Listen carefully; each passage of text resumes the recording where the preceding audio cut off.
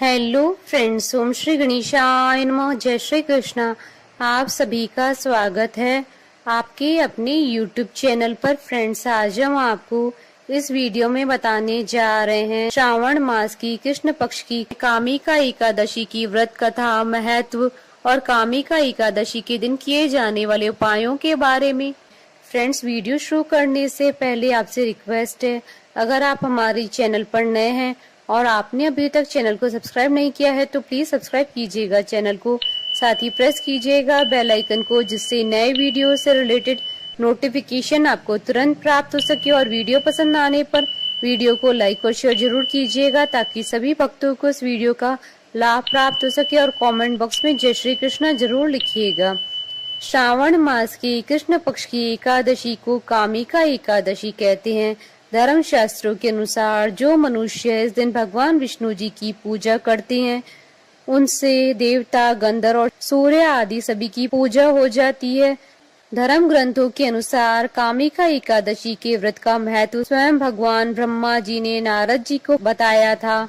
उनके अनुसार कामिका एकादशी के व्रत से जीव मनुष्य योनि को प्राप्त होता है। जो मनुष्य इस एकादशी के दिन भक्ति पूर्वक तुलसी दल भगवान विष्णु जी को अर्पण करते हैं, वह संसार के समस्त पापों से दूर रहते हैं।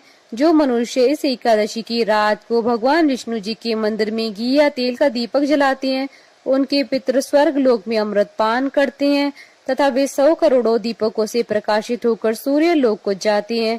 पापों को नष्ट करने वाली इस कामिका एकादशी का व्रत मनुष्य को अवश्य करना चाहिए। कामिका एकादशी के व्रत के महात्मा को श्रद्धा से सुनने और पढ़ने वाला मनुष्य सभी पापों से मुक्त होकर विष्णु लोक को जाता है। फ्रेंड्स, अब आइए जानते हैं कामिका एकादशी के दिन किए जाने वाले उपायों के बारे में। यदि आप कर्ज के बोझ से दबे हैं तो कामिका एकादशी के दिन सुबह के समय पीपल के वृक्ष पर जल चढ़ाना चाहिए। पीपल में भगवान विष्णु जी का वास होता है और मान्यता है कि कामिका एकादशी के दिन जल और दीप दान से मानसिक शांति भी मिलती है। सुख, सौभाग्य और समृद्धि के लिए कामिका एकादशी के दिन सुहागिन स्त्रियों को अपने घर पे बुलाकर उन्हें फलाहार खिलाएं और स्वाद की सामग्री वितरित करें। कामिका एकादशी के दिन दक्षिणावर्ती शंख की पूजा करने का भी विधान होता है। इससे भगवान विष्णु ही नहीं, माँ लक्ष्मी भी बेहद प्रसन्न होती हैं। शंख को लक्ष्मी जी का भाई माना गया है। फ्रेंड्स, अब आइए प्रारंभ करें कामिका एकादशी की व्रत कथा। धर्म ग्रंथों में कामिका एकादशी की 2 कथाएं प्रचलित है। पहली कथा कामिका एकादशी की व्रत कथा सुदीप मुनि और युधिष्ठिर से जुड़ी हुई है। जब युधिष्ठिर मुनि से पूछते हैं, महामुनि, समस्त महापापों का नाश करने वाली, मनोइच्छा पूरी करने वाली, पुत्र प्राप्ति की कामना को पूरी करने वाली कामिका एकादशी की व्रत कथा क्या है?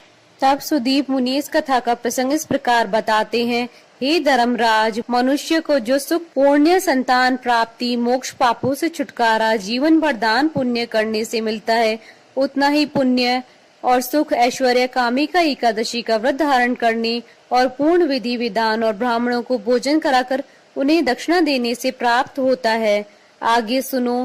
कामिका एकादशी के दिन भगवान विष्णु जी की आरती, दीप दान कर तुलसी के पत्ते चढ़ाने से वो पुण्य मिलता है जो लाखों करोड़ों के हीरे जवाहरात के दान से भी नहीं मिलता है। प्रत्येक मनुष्य को इस एकादशी का व्रत करना चाहिए। ऐसा करने से सारी मनोइच्छाएं पूरी हो जाती है। मुनिवर आगे कहते हैं, इस कामिका एकादशी का व्रत करने से प्रत्येक स्त्री पुरुष को वह सब कुछ प्राप्त हो जाता है जो वह दिल से चाहते हैं। संसार में सुख और ऐश्वर्य की प्राप्ति के साथ ही जीवन लीला की समाप्ति पर उनके लिए मोक्ष के द्वार खुलते हैं। हे वत्स, इसलिए इस एकादशी को कामिका या पवित्र एकादशी कहा जाता है, क्योंकि यह बड़े बड़े पापों से मुक्ति देने वाली, संतान सुख की प्राप्ति देने वाली और मृत्यु के बाद मोक्ष की राह बताने वाली है। दूसरी कथा। कुंती पुत्र धर्मराज युधिष्ठिर से कहने लगे, हे भगवान, अब आप कृपा करके मुझे श्रावण कृष्ण पक्ष की एकादशी के बारे में बताइए। श्रावण कृष्ण एकादशी का क्या नाम है, सो बताइए। श्री कृष्ण कहने लगे कि हे युधिष्ठिर, इस एकादशी की कथा एक समय ब्रह्मा जी ने देवर्षि नारद से कही थी, वही मैं तुमसे कहता हूँ। नारद जी ने ब्रह्मा जी से पूछा था कि हे पितामह, श्रावण मास की कृष्ण पक्ष की एकादशी की कथा सुनने की मेरी इच्छा है। उसका क्या नाम है, क्या विधि है, उसका महात्म्य क्या है, सो कृपा करके कहिए। नारद जी के ये वचन सुनकर ब्रह्मा जी ने कहा, हे नारद, लोकों के हित के लिए तुमने बहुत सुंदर प्रश्न किया है। श्रावण मास की कृष्ण पक्ष की एकादशी का नाम कामिका है। उसके सुनने मात्र से वाजपेयी यज्ञ का फल मिलता है। इस दिन शंख चक्र गदाधारी विष्णु भगवान का पूजन होता है, जिनके नाम श्रीधर, हरि, विष्णु, माधव और मधुसूदन है। उनकी पूजा करने से जो फल प्राप्त होता है, जो फल काशी, गंगा, नेमिशरण और पुष्कर स्नान से मिलता है, वह विष्णु भगवान की पूजन से मिलता है। जो फल सूर्य व चंद्र ग्रहण पर कुरुक्षेत्र और काशी में स्नान करने से, समुद्र वन से पृथ्वी दान करने से, सिंह राशि के बृहस्पति में, गोदावरी और गंडकी नदी में स्नान करने से प्राप्त होता है, वह भगवान विष्णु जी के पूजन से मिलता है। जो मनुष्य श्रावण में भगवान का पूजन करते हैं, उनसे देवता, गंधर्व और सूर्य आदि सब पूजित होते हैं। अतः पापों से डरने वाले मनुष्य को कामिका एकादशी का व्रत और विष्णु भगवान का पूजन अवश्य में करना चाहिए। पाप रूपी कीचड़ में फंसे हुए और संसार रूपी समुद्र में डूबे हुए मनुष्य के लिए इस एकादशी का व्रत और भगवान विष्णु जी का पूजन अत्यंत आवश्यक है। इससे बढ़कर पापों के नाश का कोई उपाय नहीं है। हे नारद, स्वयं भगवान ने यही कहा है, कामिका व्रत से जीव को योनि को प्राप्त नहीं होता है। जो मनुष्य इस एकादशी के दिन भक्ति पूर्वक तुलसी दल भगवान विष्णु को अर्पण करते हैं, वे संसार के समस्त पापों से दूर रहते हैं। विष्णु भगवान रत्न, मोती, मणि तथा आभूषण आदि से इतने प्रसन्न नहीं होते जितने तुलसी दल पूजन का फल 4 बार चांदी और 1 बार स्वर्ण दान के बराबर होता है। नारद, मैं स्वयं भगवान की अति प्रिय तुलसी को सदैव नमस्कार करता हूँ। तुलसी के पौधे को सींचने से मनुष्य की सभी यातनाएं नष्ट हो जाती है, दर्शन मात्र से सब पाप नष्ट हो जाते हैं और स्पर्श मात्र से मनुष्य पवित्र हो जाता है। कामिका एकादशी की रात्रि को दीप दान तथा जागरण के फल का महात्म चित्रगुप्त भी नहीं कह सकते।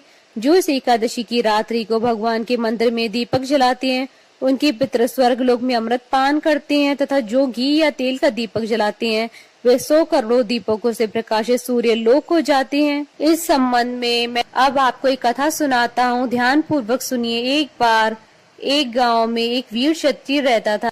एक दिन किसी कारणवश उसकी ब्राह्मण से हाथापाई हो गई और ब्राह्मण की मृत्यु हो गई। अपने हाथों से मारे गए ब्राह्मण की क्रिया उस क्षत्रिय ने करनी चाहिए, परंतु पंडितों ने उसे क्रिया में शामिल होने से मना कर दिया। ब्राह्मणों ने बताया कि तुम पर ब्रह्महत्या का दोष है, पहले प्रायश्चित कर इस पाप से मुक्त हो, तब हम तुम्हारे घर का भोजन करेंगे। इस पर क्षत्रिय ने पूछा कि इस पाप से मुक्त होने का क्या उपाय है। तब ब्राह्मणों ने बताया कि श्रावण मास की कृष्ण पक्ष की एकादशी को भक्ति भाव से भगवान श्रीधर का व्रत एवं पूजन कर ब्राह्मणों को भोजन करा के सदक्षिणा के साथ आशीर्वाद प्राप्त करने से इस पाप से मुक्ति मिलेगी। पंडितों के बताए हुए तरीके पर व्रत करने वाली रात को भगवान श्रीधर ने क्षत्रिय को दर्शन देकर कहा, तुम्हें ब्रह्महत्या के पाप से मुक्ति मिल गई है। इस व्रत को करने से ब्रह्महत्या आदि के सभी पाप नष्ट हो जाते हैं और इस लोक में सुख भोगकर प्राणी अंत में विष्णु लोक को जाते हैं। इस कामिका एकादशी के महात्म्य के श्रवण और पठन से मनुष्य स्वर्ग लोक को प्राप्त करते हैं। बोलिए भगवान विष्णु की जय, सनातन धर्म की जय। हमारे साथ इस वीडियो में अंत तक बने रहने के लिए आपका धन्यवाद। ओम श्री गणेशाय नमः। जय श्री कृष्णा।